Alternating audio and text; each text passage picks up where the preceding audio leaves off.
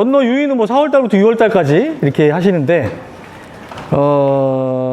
그리고 5월 상수부터 이제 차광망에 대해서도 말씀을 드리겠지만, 5월 상순에 런너가 한두 개 탈 때 50%를 설치를 하라. 이제 이런 내용인데, 자, 모주절단은 결국에는 8월 상순에 하시는데, 정식 30에서 40일 전에 하는 거예요. 왜 그럴까요? 이게? 이제 적어도 정식 30일에서 40일 사이에는 하라는 거예요. 결국에는 이게 화합은하고 관계가 되는 거죠. 끊지 않으면은 어미묘가 계속 비료를 흡수를 해서 자묘한테 나눠주니까. 그러면 화합은하가 안 되겠죠. 그래서 8월 상순, 그러니까 정식 30일에서 40일 전에는 모주 절단을 해라. 자, 잘 생각을 해보세요. 자, 60일에서 80일 묘인데, 60일에서 80일 묘인데, 이제 돌이켜서 생각을 해보세요. 여러분들이 60일에서 80일 묘면은 언제 정도가 되냐고, 이제 되나 한번 생각을 해보세요. 여러분들이 9월 10일 정도에 정식을 한다고 생각을 해보세요. 9월 10일 정도. 그러면은 60일면은 언제 정도 되죠? 2달 빼면 되잖아요. 그러면은 8월 10일, 7월 10일 되겠죠. 근데 60일보다 80일이 좋다고 그랬죠. 그럼 그거보다 20일 더 빼면은 6월 한 20일 정도 되는 거죠. 그러니까 80일면은 9월 10일 날 정식을 하게 될 때 6월 20일 정도가 되는 거예요. 그러니까 6월 20일 정도부터는 물을 받아야죠, 이제. 물을 주기 시작해야 된다는 거예요. 그럼 그 자묘에다가 물이 들어갔죠, 6월 20일부터. 그럼 걔네들이 언제 뿌리 활착이 되죠? 매트 형성을? 한 20일에서 25일 정도 뒤에 매트 형성을 하는 거예요. 그럼 그게 언제 정도 돼요? 7월 10일, 7월 15일이 되는 거죠. 자, 그 매트 형성이 됐다라는 거는 독립을 해도 된다라는 거예요. 여러분들이 서량 외에 흰가루병에 약한 신품종을 해야 되겠다라고 계획을 세우신 분들은 이것도 한번 생각을 하셔야 된다라는 거예요. 8월 상순경에, 그러니까 8월 뭐 10일 정도에 런너를 모주 절단을 하게 되면은 뭐가 안 좋죠? 거기 막 통풍 막 잘 안 되잖아요. 그죠? 어미묘는 있고, 일변모, 이변모까지 다 막 이제 웃자라 있잖아요. 흰가루병이 더 온다라는 거죠. 6월 20일 정도에 자묘에다가 물을 주기 시작해서 20일에서 25일 후인 7월 10일에서 7월 15일, 늦어도 한 7월 15일 정도 되면은 매트 형성이 돼요. 그러면은 그때 자르게 되면은 일단은 어미묘는 필요가 없잖아요. 그럼 어미묘 상단에 이파리 다 날려도 되잖아요. 그죠? 그렇게 하고 일본 자묘도 강저격 해도 돼요. 그렇게 되면은 일단 흰가루병은 덜 생기게 된다는 거죠. 다만 물 관리를 자주 해 주셔야 된다. 물 관리를. 3일에 한 번, 모주하고 분리됐을 때는 이틀에 한 번, 자기네들끼리 분리됐을 때는 하루에 한 번. 500리터씩. 그렇게 생각하시면 돼요. 그러니까 예를 들어서 그게 한 동에 얼마 정도가 생산이 되죠? 한 4만 주 정도 나오잖아요. 그죠? 4만 주 나누기 500 하면은 한 10리터 이상 조금. 한 주당. 그렇게 준다고 생각하시면 돼요. 네. 자묘. 그러니까 자묘에다가, 모주에다가도 관수를 하지만 자묘에다가도 6월 20일부터 물을 주시잖아요. 그죠? 그렇게 했을 때는 한 자묘당 한 10cc 정도만 주면 되겠다. 이렇게 생각하시면 된다. 근데 그거를 아무것도 분리가 안 됐을 때는, 엄마랑 같이 있을 때는 3일에 한 번 줘도 되지만, 그리고 자기네들끼리 붙어 있을 때는, 엄마하고 분리되면 이틀에 한 번, 자기네들끼리 분리되면 하루에 한 번, 이렇게 되는 거예요. 근데 그게 이제 일찍 분리가 되면 될수록 물 관리가 쉽지가 않다라는 거죠. 그래서 최대한 끌어서 한 달 정도까지는 간다라는 거예요. 한 달 정도까지는. 네. 그래서 자묘 독립 이렇게 생각을 하시면 되고, 자묘 독립 같은 경우에는 적어도 15일에서 20일. 이렇게 자묘끼리도 독립을 늦게 시키면 어떻게 될까요? 자묘끼리 독립을 늦게 시키면 돼요. 여러분들 잘 생각을 해보세요. 이게 되게 감동적인 얘기인데, 감동적인 얘기. 엄마가 안 계시면 누가 키워요? 형이 키워요. 그러니까 형이 나중에 다 짜부라들어. 좀 감동적이잖아요. 형은 죽더라도 동생들 다 키우는 거야. 그러니까 적어도 정식 15일에서 20일 전에는 끊어주셔야 된다는. 자녀끼리도 물 관리가 힘들겠지만, 네, 그렇게 생각을 하시면 됩니다. 자, 차광은 굉장히 발전이 되고 있습니다. 자, 제가 처음에 말씀드렸죠. 측창, 어깨창, 여기 안에는 천창까지 다 돼 있는 거죠. 그리고 여기에 있는 애들이 다 열기가 다 빠져나오라고 여기 틈이 생긴 거예요. 그리고 여기는, 자, 여기는 안 덮였죠. 여기는 덮었고. 해가 여기 있겠죠. 여기에서 막 햇빛이 하니까 여기만 가려놓은 거예요. 햇빛이 없는 여기는 열어놓은 겁니다. 여기 안에서 찍은 건데. 그래서 여기에 있는 애들은 계속 광합성을, 그러니까 짱짱하게 클 수 있는 조건을 만들어 준다는 거예요. 네. 그러니까 햇빛이 하나하나가 굉장히 중요해요. 여름이지만 더워서 그렇지 햇빛을 볼 수 있게끔 하는 게 훨씬 좋다라는 거예요. 아까 말씀드렸죠. 그 노지육묘처럼 이파리가 두꺼워진다라는 거예요. 이분은 천창까지 열어놓고 안에다가, 이분은 연동하우스예요. 육묘장이 연동하우스인데 천창까지 열어놓고 안에다가 차광망을 쳤어요. 검은색은 열을 반사해요, 흡수해요? 흡수하죠. 여기가 그럼 열이 정체가 되죠. 굉장히 뜨겁죠. 어디 날아가지도 못해요. 연동하우스에서 스크린 한 거는 무슨 색깔이에요? 연동하우스. 진짜 막 좋은 연동하우스 생각을 해보세요. 다 하얀색이잖아요. 그죠? 반사하느라고. 그래서 적당하게, 검은색은 너무 진한 것 같아. 안 하기는 뭐해. 녹색 차광을 하시는 분들도 계시더라. 자, 요거는 산란광이에요, 산란광. 요런 차열망을 하면요, 산란광이 돼갖고 뜨겁질 않아요. 근데 빛은 그래도 들어온다는 거예요. 충분히 들어온다. 그러니까 안에는 하얀하게 했지만 빛은 들어오면서 산란광이니까 덜 뜨겁다라는 거죠. 자, 이거는 도포제 많이 사용을 하죠. 이게 가격도 싸고 하니까. 자, 이 킹스베리 농가인데 도포제를 했어요. 이게 제가 가서 4월 25일 날 찍었는데 요분은 도포제를 3월 말 하셨어요. 3월 말에. 빠른 걸까요? 늦은 걸까요? 빠른 거죠. 여러분들 재배포에서 도포제는 3월 달에 치셔도 그렇게 뭐 지장이 없겠지만 요런 육묘장 같은 경우에는 3월달 넘어서 치셔야 돼요. 4월 중순 넘어서 치셔야 돼요. 근데 일찍 쳤더니 이렇게 웃자랐어요. 이거 깻잎 아니에요. 깻잎 아니에요. 딸기예요. 딸기 육묘예요. 네. 자, 이렇게 됐을 때 웃자라는 거는 얼마나 안 좋겠어요. 이파리가 얇다라는 거잖아요. 그죠? 이파리가 얇으니까 흰가루병이 더 달라붙겠죠. 모주 정식을 예를 들어서 3월 중순경에 했다라고 하면은 그 모주만을 위한 시간을 한 달 정도는 주셔야 돼요. 그러니까 4월 15일 전에 발생되는 애들은 다 제거를 하시라는 거예요. 애가든 뭐든. 그래야지 뿌리 활짝 딱 재고 그 다음 것들을 준비할 수 있는 시간이 필요하다는 거죠. 그리고 다 확보가 됐다. 그러면 잘라내야 된다는 거예요. 제가 7월 달에 여러분들이 저격을 하는 거는, 7월 달에 저격을 하는 거는 웃자람을 방지를 하려고 저격을 하는 거예요. 그래서 막 아까 말씀드렸죠. 7월 15일 날 뿌리 활짝 다 되고 그러면은 다 이렇게 잘라도 되고, 모주 일찍 자를 수 있으니까 통풍에 좋은 거잖아요. 그리고 웃자라지도 않겠죠. 1번까지 강저격을 할 수 있으니까. 자, 8월 달에 저격하는 애들은 웃자람 방지 플러스 또 뭐죠? 화합분할을 유도하는 거예요. 8월 달에는. 8월 달 한 달간은 요 저격을 통해서 다른, 제가 좀 이따 화합분할에 대해서 말씀을 드리겠지만 결국에는 한 달 동안은 화합분할을 촉진을 하는 거예요. 이 저격이. 예. 그래서 한 3, 4매 정도만, 많아야 4매, 많아야 3매예요, 3매.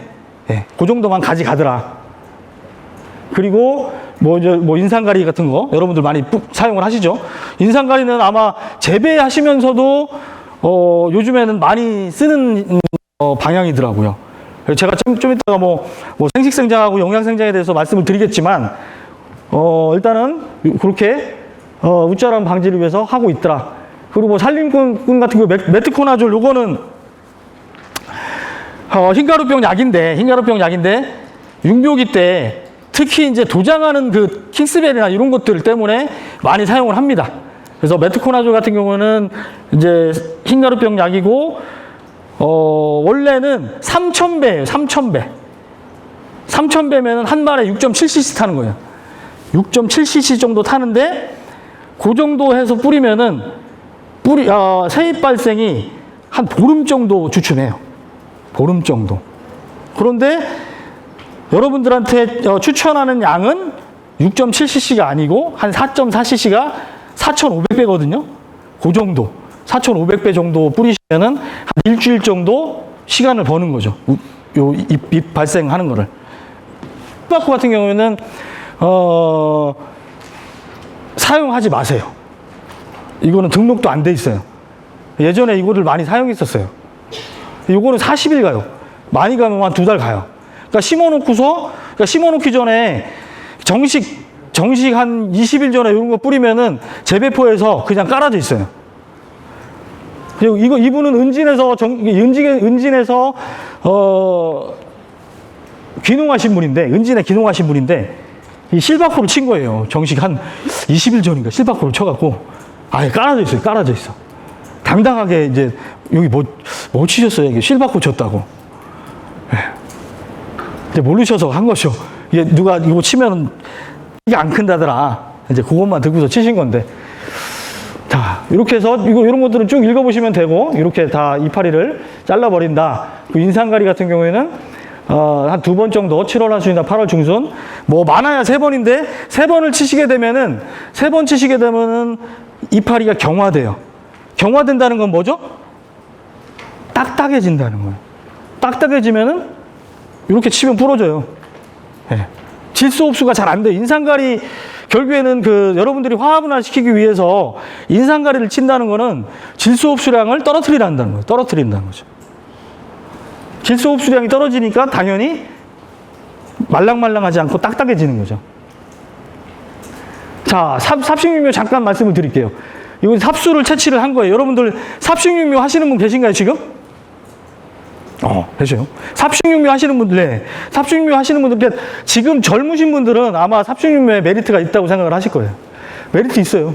여러분들 지금 유인묘 하시는 분들은 육묘를 3월 달에 정식을 했다고 하면은 3월 달부터 시작을 하는 거잖아요. 그러면은 4월 달, 5월 달, 6월 달, 7월 달, 8월 달 거의 5개월에서 6개월 동안은 육묘를 하는 거잖아요. 근데 요 삽식육묘 같은 경우에는 몇 개월 하죠? 6월 달, 7월 달, 8월 달 3개월 하잖아요. 그 유인 작업이 없잖아요.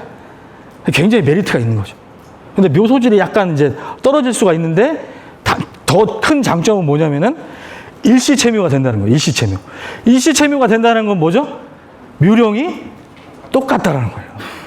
그러니까 지금 여러분들 예를 들어서 유인묘로 하시는 분들 중에 나중에 저쪽은 아직 꽃대 안 나왔는데 지금 막 나왔어 여기는. 그런 애들이 약간은 묘령 차이가 있는 거예요. 네. 근데 삽식묘는 내가 일제히 박아놓으니까 똑같은 날짜에 그러니까는 묘령이 같죠. 그러니까 일시체묘가 돼서 묘가 균일하다는 거죠. 네. 여하튼 이렇게 이파리를 한 2장 정도 남기고서 채취를 합니다. 요것도 뭐 굉장히 하루아침엔 안 돼요. 한 동에 5만 주가 들어간다고 생각을 하면은 며칠 걸립니다. 5만 주를 확보를 해야 되니까. 자, 그래서 6월 30일 날 찍은 건데 한 7월 12일 날 가봤더니 이제 뿌리가 난 거죠, 이렇게. 요것도 한 20일에서 25일 정도? 한 20일 정도 지나면은 이렇게 어느 정도 매트 형성이 돼요. 매트 형성이 되면은 그때부터는 얘네들 예를 들어서 한 보름 정도 지나면은 지금 이렇게 다 덮어놓거든요. 이 덮어놓은 이유가 뭘까요? 이 덮어놓은 이유가 예, 맞아요. 수분 때문에 그래요.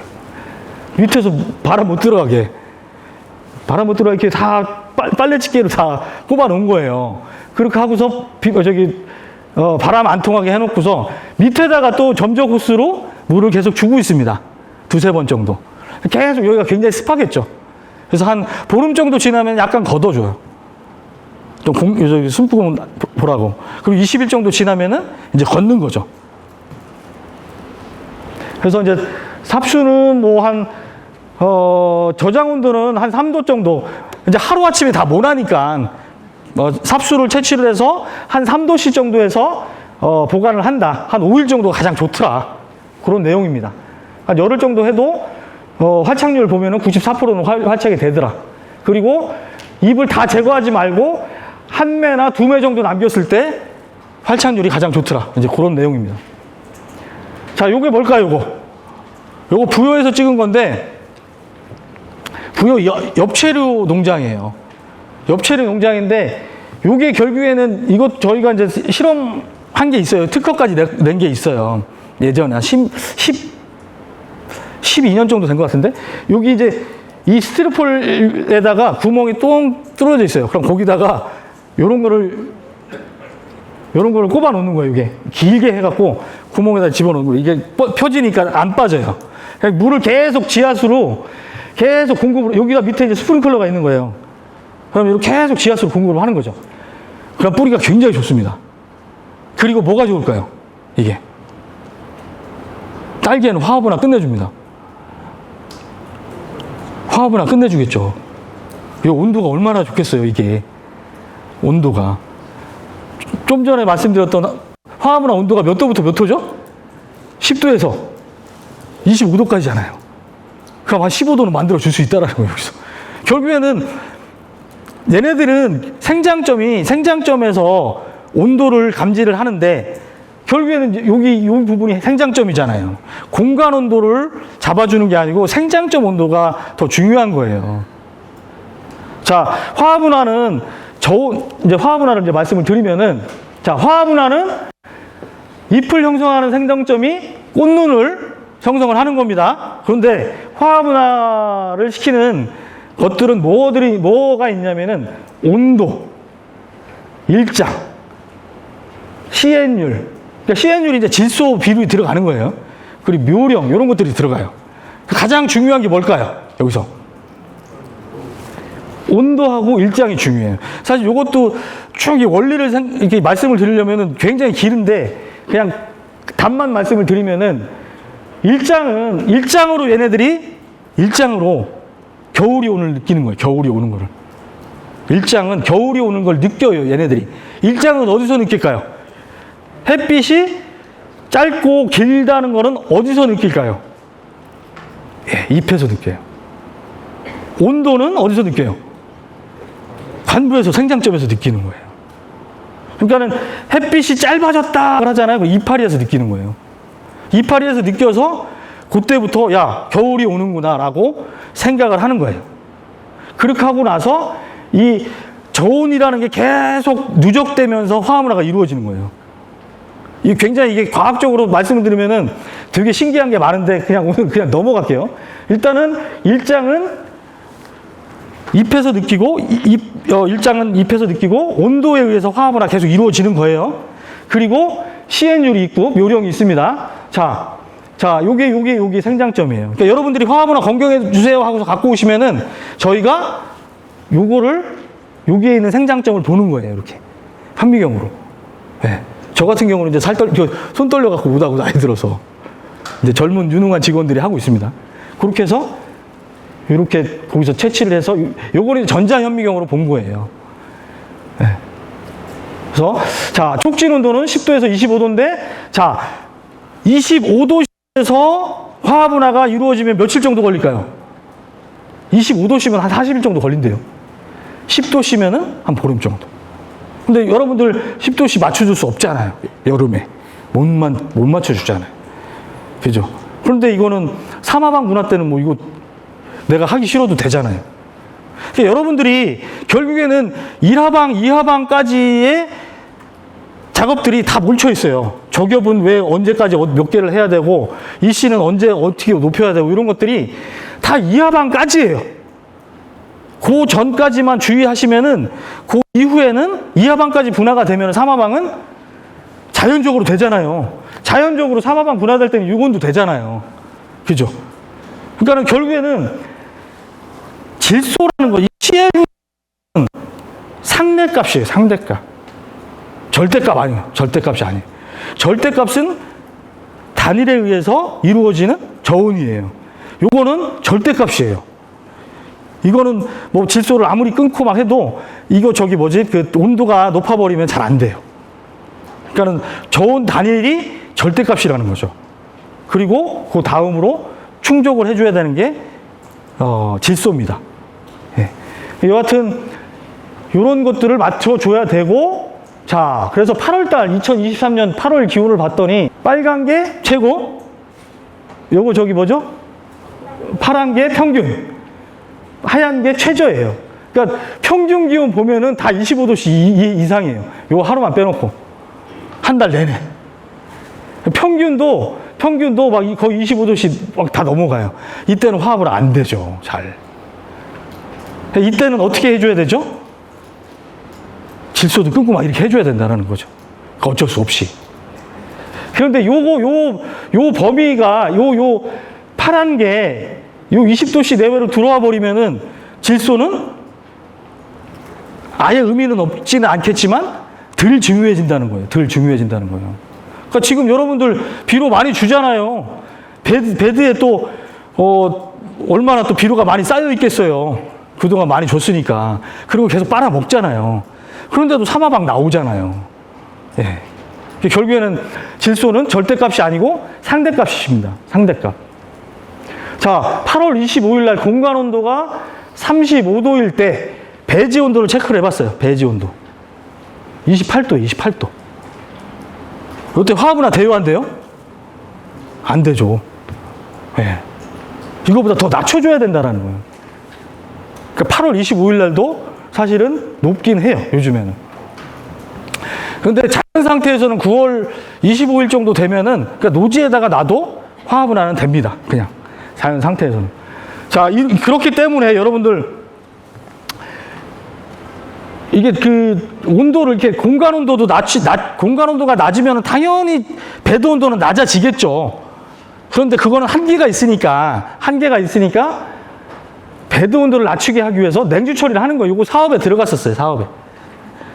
이것도 올해 우리 사업이 있습니다, 저희 사업이. 그러니까 냉온수를 돌려주는 거. 그러니까 정식 전이나 정식 바로 한 후에는 냉수만 돌려주는 겁니다. 냉수만 돌려주면 화합문화 도움이 되죠. 그리고 그 배드 온도가 차가우니까 또 어떻게 되죠? 시드름병도 방제가 될 수 있죠. 그리고 날씨가 추워질 때, 혹한기 때는 온수를 돌려주는 거죠. 온수를. 그렇게 되면은 양수분 흡수가 좋죠. 그러니까 두 가지 일석이조, 이거 하나 설치해서 일석이조의 효과를 보는 거죠. 자, 냉방기입니다. 냉방기를 요분은 하나만 여기다 설치했지만 여기다 하나 앞에 2개, 뒤에 2개.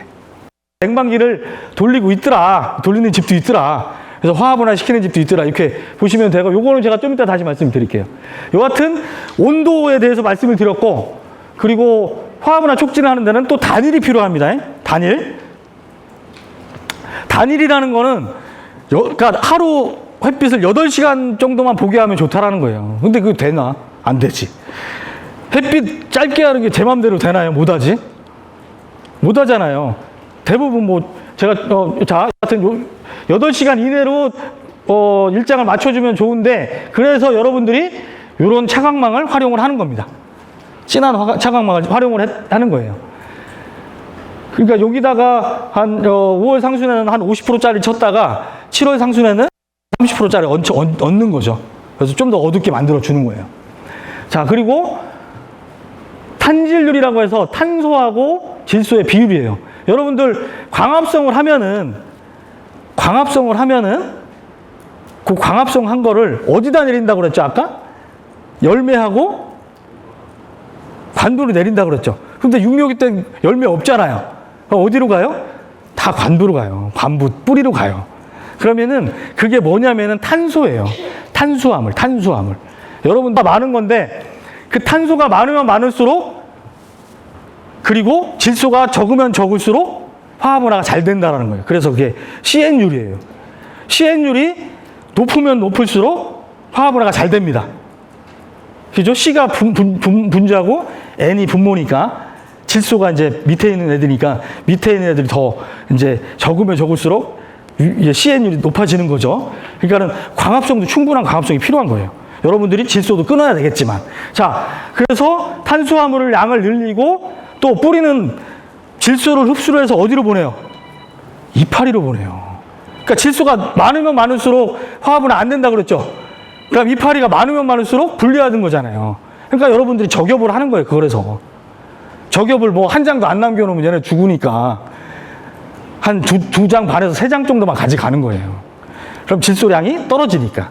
자, 그렇게까지 보시면 되고, 자, 8월 30일 날 일조량을 보세요. 8월 30일 날 이게 아침에 일출이에요. 아침에 6시에 해가 떴어요. 그리고 7시에 해가 졌어요. 6시에 해가 떠서 7시에 해가 졌어요. 근데 얘네들 딸기들은 요것보다 30분 먼저, 해가 뜨기 30분 먼저 느껴요. 그리고 해가 진 후 30분 늦게 또 알아요.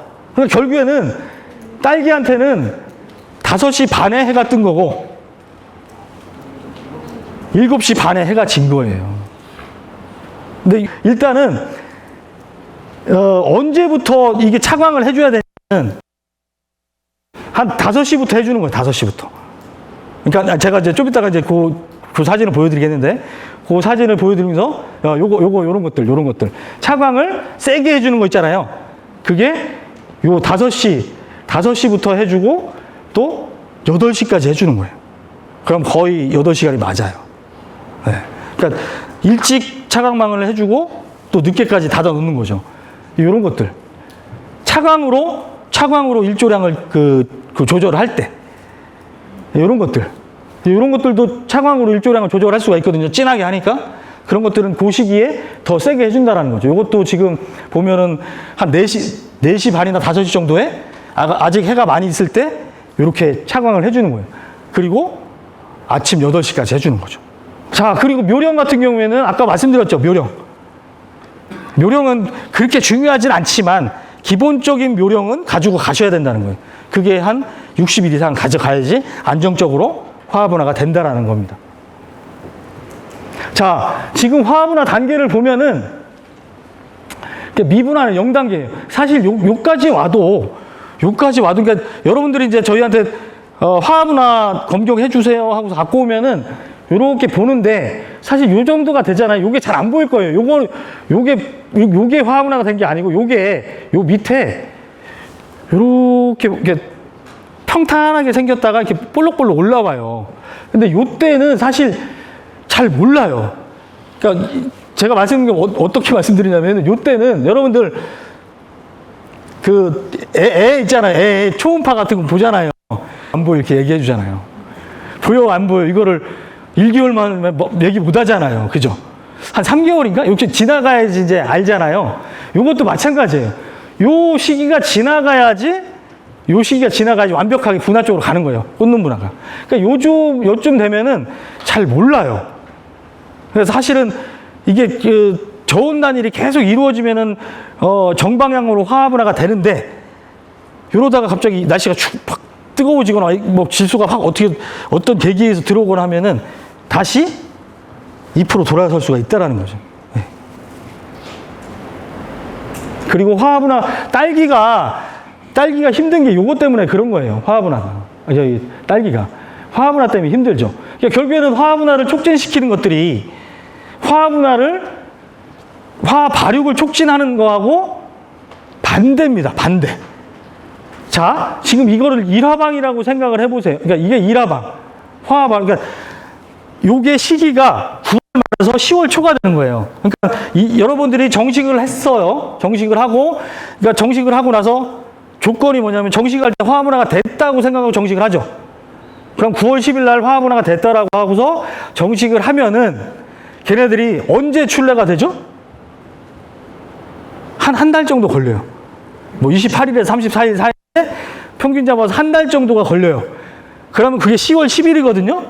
근데 일화방이 분화되고 그 다음 화방이 분화되는 데는 한 20에서 25일 정도 걸리는 거예요. 발육을 촉진해야 되는 게 일화방이에요. 일화방. 이게 9월 말에 상황이에요. 일화방을 빨리 발육을 촉진을 시키느냐 아니면은 이하방을 분할을 촉진을 시키느냐가 문제예요, 지금. 어느 한쪽으로 치우치면은 그러니까 일하방만 먼저 빨리 딸 거야 하면은 비료 투입이 되겠죠. 그죠? 그리고 온도도 좀 높이고 막 할 거 아니에요. 여하튼 그렇게 됐을 때 그러면 이하방은 약간 쉰다는 거죠. 그래서 그걸 접점을 찾아야 되는 거죠. 그게 이제 이씨 개념으로 따지면은 좀 이따 이씨도 말씀을 드리겠지만 1.0 정도가 돼야 된다는 거죠. 1.0 정도가. 네. 자, 여하튼 요거 때문에 딸기가 힘듭니다. 그래서 접점을 찾으셔야 돼요. 제가 뭐 1.0이라고 해서 1.0이 절대값도 아니에요. 그러니까 여러분들 포장해서 그 접점을 찾으셔야 된다는 거예요. 그 접점을 제가 좀 이따가 생식생장하고 영양생장 할 때 말씀을 드리겠지만, 여하튼 화합이나 촉진하고 화합 발육은 정반대의 조건이기 때문에 딸기가 어렵습니다. 그래서 여러분들이 그 접점을 빨리 찾으셔야 된다. 육묘장 시설에 차광망 없습니다. 만약에 이제 이해하기 쉽게 차광망 없어요. 측창만 있어요. 냉수경 안 해요. 수막 안 해요. 스프링클러 없어요. 그리고서 이제 딸기 제가 한 50일 돼요. 묘령 이제 유인한 지 50일. 그렇게 하고서 8월 말에 화학으로 검경해 주세요. 갖고 오면은 됐을까요? 안 됐을까요? 안 돼 있어요. 그러니까 요런 것들이 굉장히 중요하다라는 겁니다. 그러니까 요런 것만 보더라도, 적어서 갖고 오시는 것만 보더라도 유출은 할 수 있어요. 물론 이제 갖고 오시면은 저희가 현미경으로 검경을 해드리지만, 예를 들어서 여기가 딸기를 구입한 지역이 무주다. 그러면 이제 다시 한번 생각을 하겠죠. 무주는 고랭지잖아요. 그러면 이제 저온 3미티고 하니까는 저온 단일이 빨리 형성이 됐을 거 아니에요. 순창 같은 경우에 막 그렇게, 순창은 100% 육묘만 합니다. 딸기 재배 안 해요. 네. 그런 데서 육묘를 하신 분들은, 구입을 하신 분들은 화합문화가 빨리 될 수 있겠구나 하고서 화합문화를 이제 빨리 생각을 할 수가 있는 거죠. 자, 화합문화가 안 된 묘를 심으면 이렇게 돼요. 지금 이게 이제 11월 30일이거든요. 11월 30일이에요. 11월 30일. 자, 그러면은 어디 집은 여기 옆에는 화합문화가 안 됐어요. 여기는 됐잖아요. 그러니까 얘네들은 여기서 이하방이 나올 때쯤 나오겠죠. 이하방이 쉬었으니까. 화합문화 검경이 굉장히 중요하다라는 겁니다. 지금 요거는 7월 4일 날 직삽을 했어요. 10월 26일 날 나가봤더니 이렇게 꽃대는 안 나오고 이파리만 나오는 거죠. 자, 이렇게 깻잎 농사만 되는 거죠. 깻잎 농사만. 그래서 이분은 이제 결국에는 뭐 이하방하고 이하방하고 나중에 거의 텀없이 붙어서 나오긴 해요. 근데 이분이 그거를 의도하진 않았겠죠. 그러니까 이분이 어떻게 했냐면은 7월 4일 날 직삽을 하고 8월 달에도 계속 비료를 넣은 거예요. 비료를. 근데 아까 제가 그런 말씀을 안 드렸구나. 참. 만약에 여러분들이 저온 단일이 잘 이루어지고 있으면은 A통, B통이 있을 때 A통 맞고 B통만 넣어도 돼요. 거기는 질소가 거의 없잖아요. 아예 안 들어가 있진 않지만. 인산가리 위주로 막 들어가 있잖아요. B통이. 그건 들어가도 돼요. 인산가리는 화합문화에 유리하니까. 이제 질소만 A통에 많이 들어가 있으니까 질소는. 근데 무슨 말씀을 드리고 싶냐면은 화합문화를 시키기 위해서 저온 단위 계속 잘 이루어지면 아까 말씀드렸던 그 냉풍기 돌리고 암막 커튼 쭉 돼 있으면은 만약에 비료가 조금 투입이 더 되더라도 화합문화는 이루어진다라는 거예요. 네. 근데 그런 시설이 안 돼 있고 이렇게 8월 달에도 그냥 비료가 들어가 버리면은 일하방이 쉬어버린다는 거예요. 결국에는 일하방 분화는 거의 한 10월 중순 넘어서 되겠죠. 네. 일하방이 쉬어버리니까 이하방 분화 될 때 되니까. 그렇죠? 그런 애들이 이제 좀 전에 보여드린 것처럼 이때 나오는 거죠.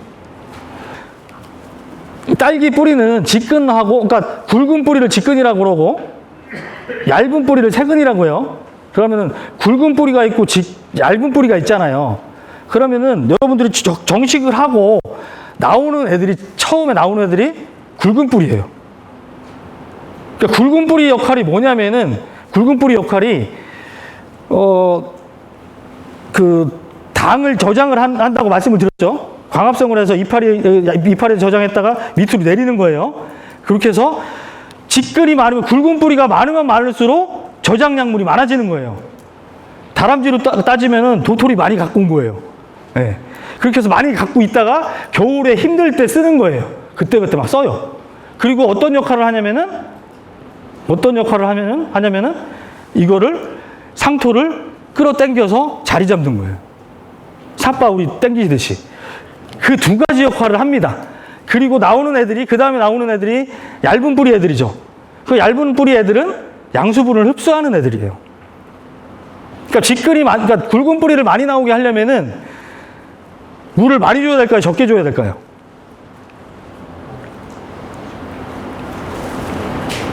물을 많이 줘야 됩니다. 자주 줘야 돼요, 자주. 자주 줘서 요 관부를 자극을 막 시켜줘야 돼요. 그래야지 굵은 뿌리가 많이 나옵니다. 그러다가 물을 한번 끊잖아요. 그러면은 새근이 막 나와서 지가 막 물을 막 찾아간다는 거죠. 결국에는 처음에 여러분들이 그 굵은 뿌리 발생을 조장하기 위해서 정식하고 나서 자주 물을 주셔야 된다는 거예요.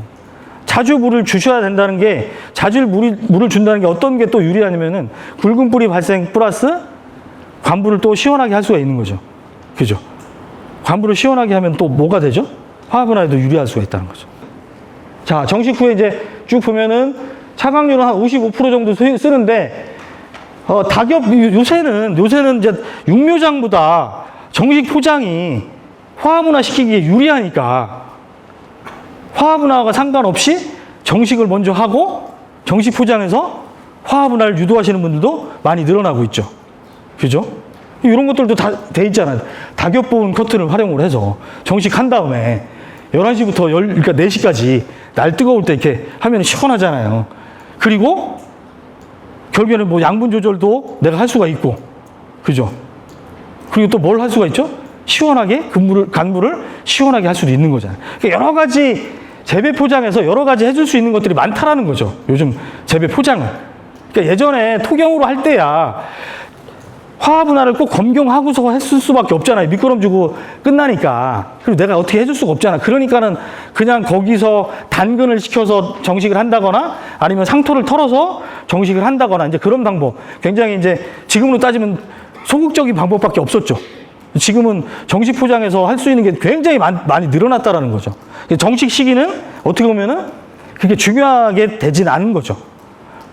그리고 그래도 정식 포장해서 하고 정식 포장해서 화합분화를 시켰다라고 하더라도 화합분화 겸경을 하셔야 된다는 거예요. 왜냐면은 비료 투입을 하실 때를 알아야 되잖아요. 화합분화가 안 됐는데도 불구하고 비료 투입이 되면은 화합분화가 아까 보여드린 것처럼 안 되는 거예요. 직삽 7월 4일 날 한 것처럼. 네. 그리고 이런 것들은 사실 이게 굉장히 유리한 건데 요즘에 날씨가 뜨거워지니까 정식하고 나서 한 번에 다 벗기지 말라라는 겁니다. 한 번에.